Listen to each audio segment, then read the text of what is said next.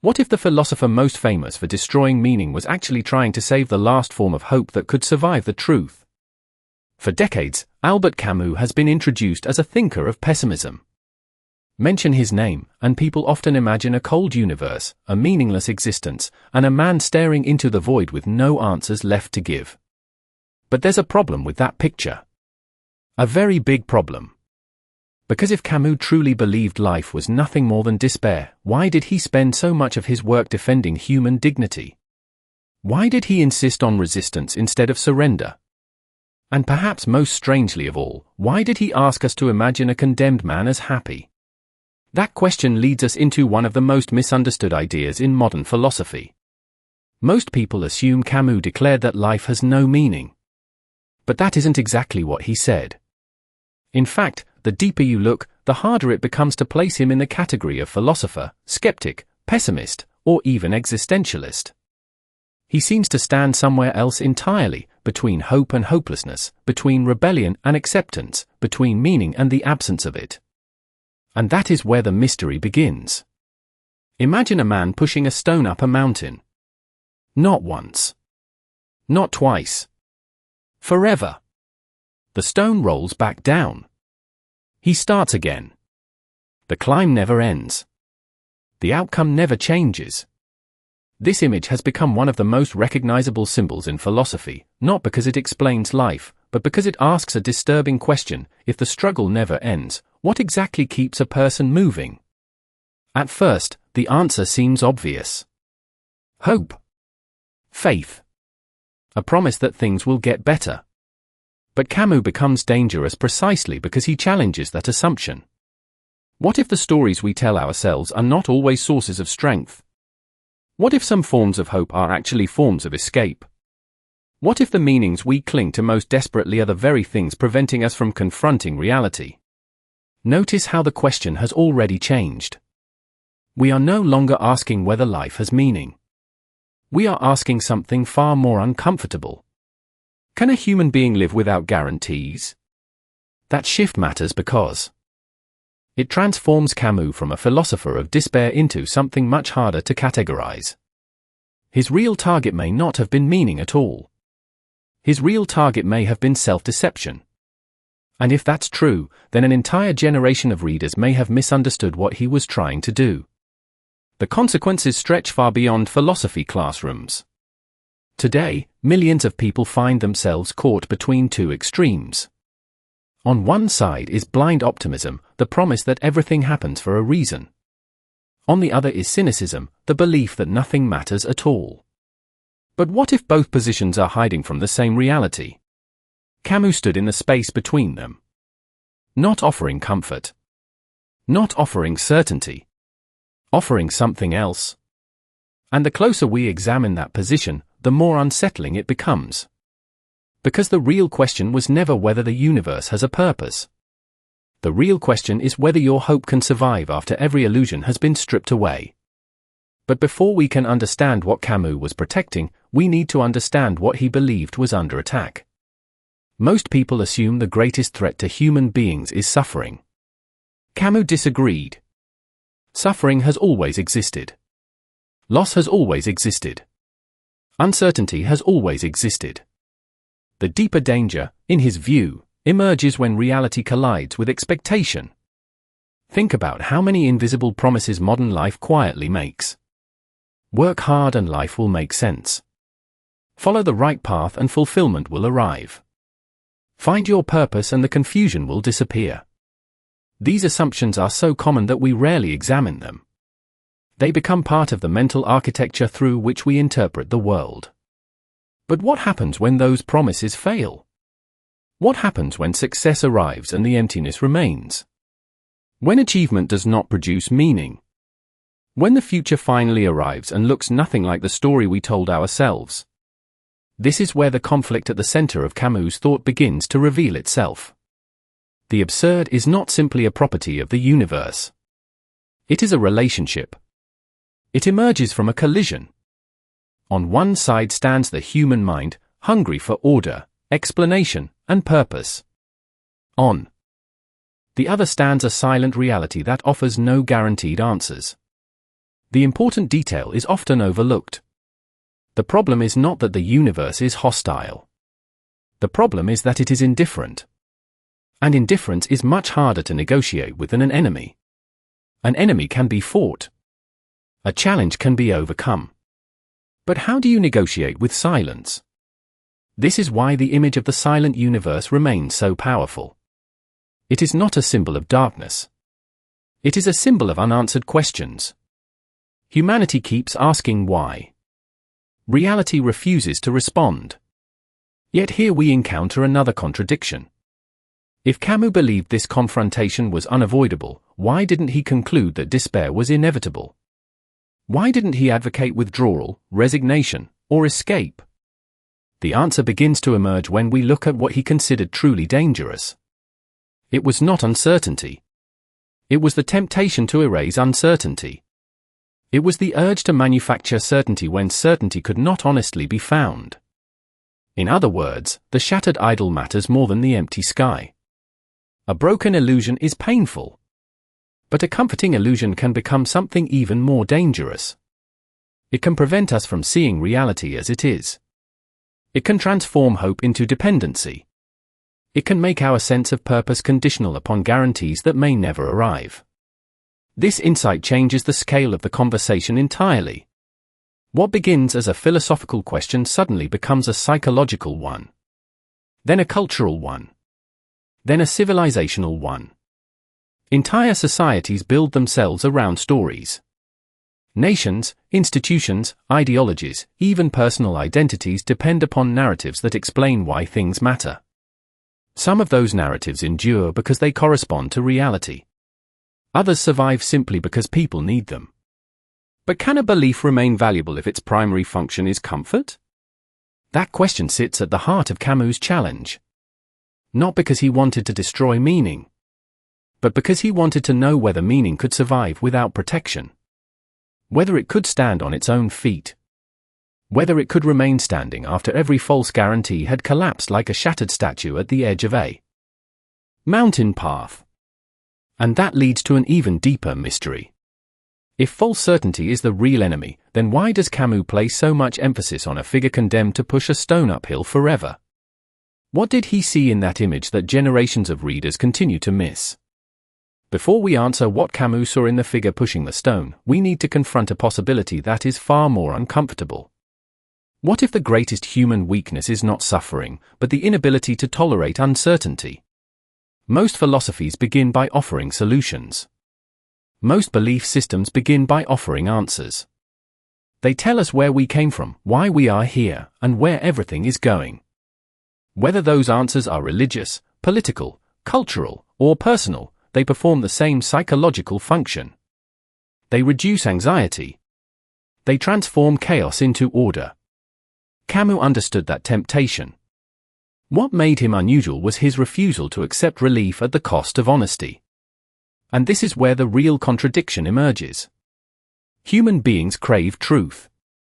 Human beings also crave comfort. But what happens when those two desires begin pulling in opposite directions? The conflict is no longer philosophical. It becomes deeply personal. Imagine standing before a shattered idol. Not an idol made of stone, but an idol made of certainty. The belief that history is moving toward a destination. The belief that success guarantees fulfillment. The belief that existence contains a hidden script written specifically for you. When those assumptions collapse, something unexpected happens. Many people do not become free. They become frightened. Because certainty does more than provide answers. It provides emotional shelter. And once that shelter disappears, a difficult question appears in its place. Can a person remain psychologically stable without guarantees? This is where many interpretations of Camus begin to break down. People often imagine that the crisis ends when old beliefs collapse. For Camus, that was only the beginning. The collapse itself was not the final problem. The response to the collapse was the real test. Some retreat into denial. Some search desperately for replacement certainties. Some embrace cynicism and call it wisdom.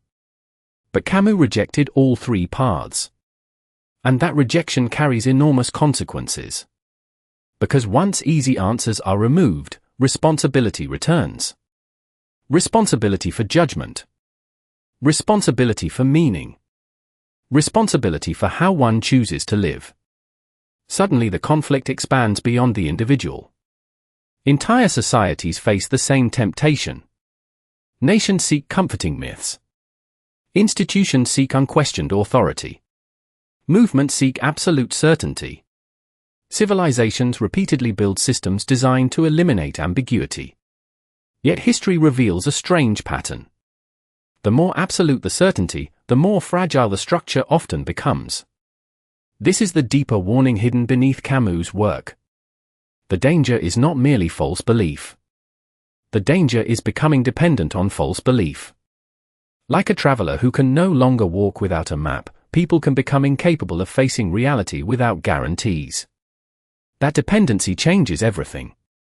A false promise is no longer just an idea. It becomes a necessity. And necessities are defended with extraordinary force. Now the stone on the mountain begins to acquire a new meaning. Perhaps the stone is not suffering. Perhaps it is consciousness itself. The burden of seeing reality clearly. The burden of continuing despite uncertainty. The burden of carrying questions that may never receive final answers. And yet another contradiction appears. If the universe offers no guarantees, why does Camus place such emphasis on persistence? Why continue climbing? Why continue creating? Why continue loving, building, thinking, and struggling? The answer cannot simply be endurance. Endurance alone is too empty. Something else is hidden beneath the image. Something that transforms the mountain from a place of punishment into a place of discovery. And once that hidden element becomes visible, the entire meaning of the stone, the climb, and even hope itself begins to change. I want to focus on one detail that is easy to overlook. Not the mountain. Not the stone. Not even the endless climb. The most important moment arrives after all of those things. It arrives in the instant when a human being fully understands the situation and continues anyway. That is where the hidden revelation begins. Throughout this journey, we have been treating awareness as a burden. But what if awareness is actually the source of freedom? This is the possibility that quietly sits beneath everything Camus was trying to explore. The common assumption is that freedom comes from certainty. We believe we become free when we finally know who we are, why we are here, and where we are going. Camus reverses that assumption completely. In his view, certainty often becomes a prison. The moment a person believes every important question has been answered, curiosity begins to die. Possibility begins to shrink. Life becomes confined within the walls of a finished explanation. This creates a remarkable paradox. The absence of ultimate answers does not necessarily reduce freedom. It may expand it. Suddenly the silent universe appears in a different light. Earlier, silence looked like a deficiency. Now it begins to resemble an open space.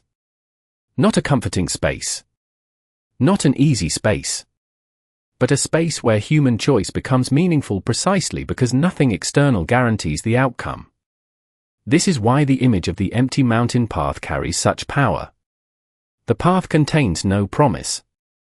No final reward waits at the summit. No hidden authority stands at the top with explanations. Yet every step still belongs to the person taking it. That ownership matters. More than success. More than certainty. More than conclusion. Here we begin to see the deeper role Camus occupies within modern thought. He is not acting as a destroyer of meaning. He is acting as a gatekeeper. He challenges every belief that cannot survive honest examination. Every illusion must pass through fire. Every comforting narrative must face scrutiny. Every promise must justify itself. What remains afterward becomes far more valuable because it was not inherited. It was chosen. The consequences of this idea extend far beyond philosophy. They reshape how people approach relationships, ambition, identity, creativity, and responsibility. If meaning cannot simply be discovered like a buried treasure, then it must emerge through engagement with reality itself. Meaning becomes less like a destination and more like a practice. Less like an answer and more like an act. This scale shift changes everything.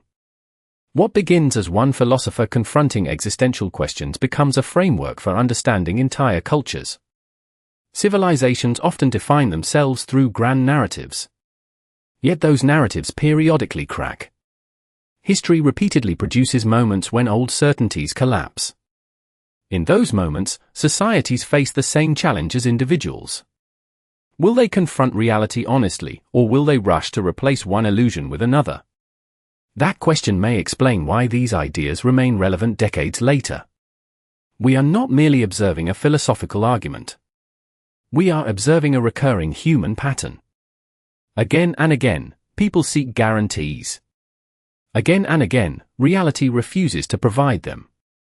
And yet human beings continue creating, building, loving, imagining, and striving. Which leads to a revelation that changes the entire landscape of the discussion. Perhaps the most important question was never whether life possesses meaning. Perhaps the deeper question is why human beings continue generating meaning even after they recognize that the universe offers none by default. And if that instinct survives every disappointment, every shattered certainty, and every silent horizon, then perhaps we have been looking for the source of hope in the wrong place all along. So where does all of this lead? If certainty is not the foundation, if guarantees are not the foundation, and if meaning is not something handed down by the universe, then what exactly remains? This is the point where the deepest revelation emerges. The common interpretation assumes that the central question is whether life has meaning. Camus quietly shifts the question entirely. He is not asking whether meaning exists somewhere beyond us. He is asking whether a human being can live fully without requiring that answer first. That distinction changes everything. Because once you see it, the famous image of the man on the mountain no longer represents endurance alone. It represents a radical transformation in the relationship between human beings and reality.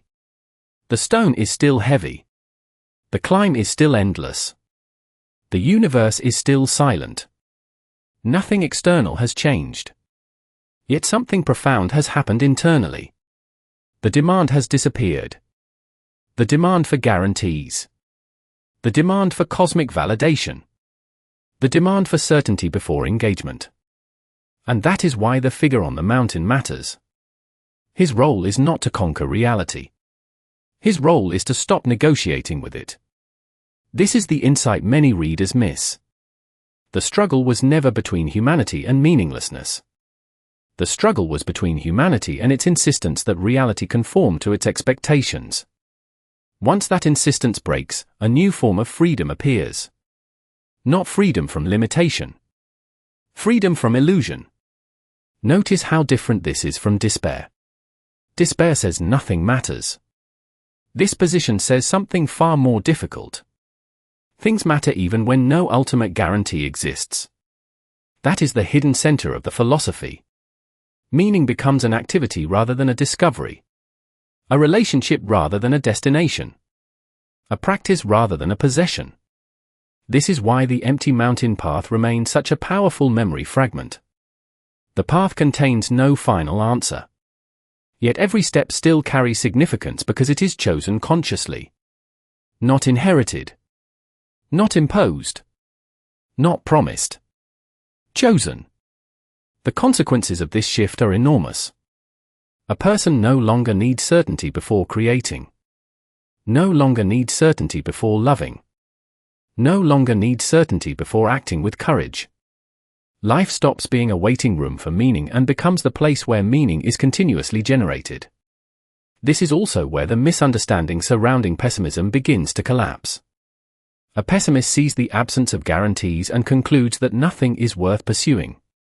The perspective emerging here reaches the opposite conclusion. The absence of guarantees is precisely what makes human engagement meaningful. The value of an action no longer depends on cosmic approval. It depends on the quality of consciousness brought to it. That insight scales far beyond one philosopher. It reshapes entire systems of thought. Political movements seek certainty. Ideologies seek certainty. Institutions seek certainty. Individuals seek certainty.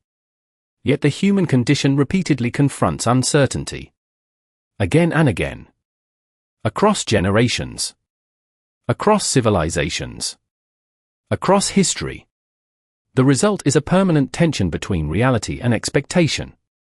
And perhaps that tension is not a flaw to be eliminated. Perhaps it is the very space where human dignity emerges. Now the shattered idol looks different. It is no longer merely a symbol of loss. It becomes a symbol of liberation. Because when false certainty collapses, something stronger can finally appear. Not certainty. Not optimism. Not faith in guarantees. Something rarer. A willingness to engage fully with existence despite uncertainty. And that realization raises a consequence far larger than the philosopher himself. If human beings do not need ultimate certainty in order to create meaning, then why do so many individuals, institutions, and societies continue searching for guarantees they may never receive? And what price do they pay when they build their lives upon them? The consequence of this perspective is not comfort. It is responsibility. Once a person stops waiting for certainty, there is no longer a higher authority to blame for a meaningless life, no guaranteed script to follow, no final answer hiding somewhere beyond the horizon. The burden returns to the individual. At first, that sounds exhausting. In many ways, it is. The empty mountain path remains empty. The silent universe remains silent. The stone remains heavy. Yet this is precisely where the legacy begins. The figure pushing the stone becomes more than a symbol of endurance. He becomes a symbol of ownership. Ownership of choices. Ownership of values. Ownership of how one responds to reality. This is why the influence of these ideas has endured far beyond philosophy. They continue to appear whenever people confront uncertainty without surrendering to it. They appear in artists creating work without knowing whether it will last. They appear in entrepreneurs building something with no guarantee of success. They appear in ordinary people facing loss, change, disappointment, or ambiguity and deciding to move forward anyway. The legacy is not a doctrine. It is a posture toward existence. A way of standing in the world. And that distinction matters because doctrines often become rigid. Postures remain alive. This is where the scale expands again. What begins as an individual confrontation with uncertainty eventually becomes a question about entire societies. Modern culture is saturated with promises. Promises of optimization. Promises of certainty. Promises that the right system, technology, ideology, or identity will eliminate confusion once and for all. Yet despite unprecedented access to information, many people feel more disoriented than ever. This creates a fascinating paradox. Humanity has accumulated more answers, but not necessarily more meaning. More knowledge, but not necessarily more wisdom. More connection, yet often a deeper sense of isolation. In that environment, the shattered idol becomes one of the most powerful memory fragments in the entire discussion. It represents every promise that claimed it could permanently solve the human condition. Every certainty that eventually cracked. Every guarantee that reality refused to honor. The legacy of the revelation is not that certainty is impossible. It is that certainty may be less important than we imagined. The deeper challenge is learning how to live when certainty is incomplete. This has consequences not only for individuals but for civilizations. Healthy societies require narratives. They require goals, values, and shared meaning. Yet history repeatedly shows what happens when narratives become untouchable. Questions disappear. Curiosity weakens. Adaptation becomes difficult. The ability to confront reality honestly begins to erode. The result is often fragility hidden beneath confidence. This is why the image of the smiling figure on the mountain continues to haunt modern audiences. The smile is not triumph. It is not victory over reality. It is something stranger. It is the recognition that engagement itself possesses value.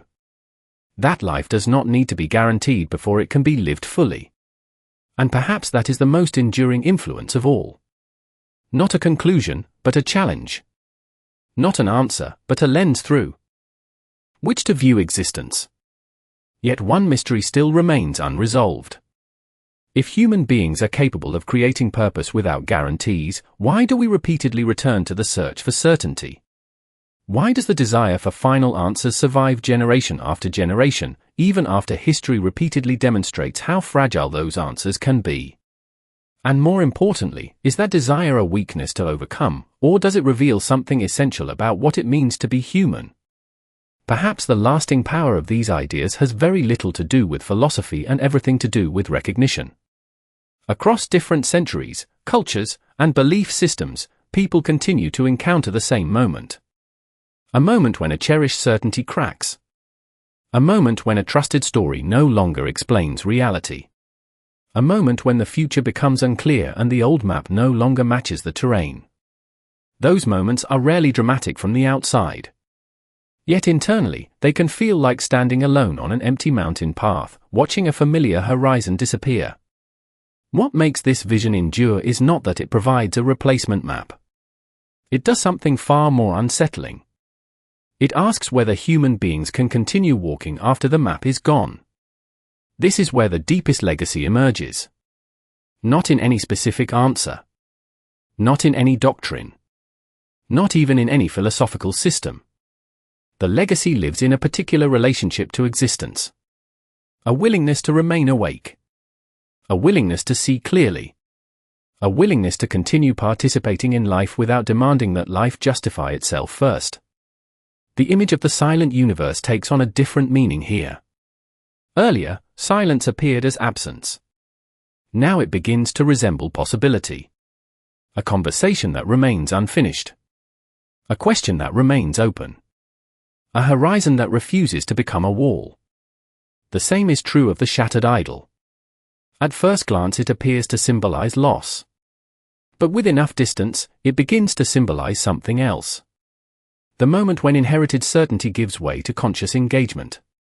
The moment when borrowed answers stop being enough. The moment when a person begins creating a relationship with reality instead of hiding behind explanations. And then there is the figure on the mountain. Not as a hero. Not as a victim. Not as a symbol of triumph.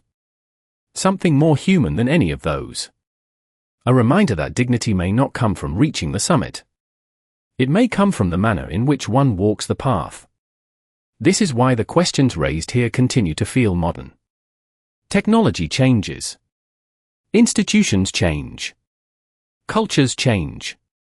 Yet the fundamental tension remains. Human beings still seek permanence in a world defined by change. They still seek certainty in a reality that often resists it. They still seek guarantees where none can fully exist. And yet they continue creating families, communities, art, ideas, friendships, and futures. They continue building meaning even when meaning cannot be proven in advance. That may be the final insight hidden beneath all the symbols, conflicts, and paradoxes. The most important thing was never whether reality provides a purpose. The most important thing may be the uniquely human capacity to respond to reality creatively, honestly, and courageously regardless of what reality provides in return. In the end, the silent universe remains silent. The mountain remains steep. The path remains uncertain. The stone remains heavy. Yet something else remains as well. The capacity to choose a response. The capacity to care. The capacity to create significance in the space between certainty and mystery. And perhaps that is why these questions refuse to disappear. Because they are not really questions about philosophy. They are questions about us. About what we become when the comforting stories fall away. About what remains when nothing is guaranteed. And about whether the deepest form of hope is not the belief that everything will make sense, but the willingness to live fully even when some mysteries never do.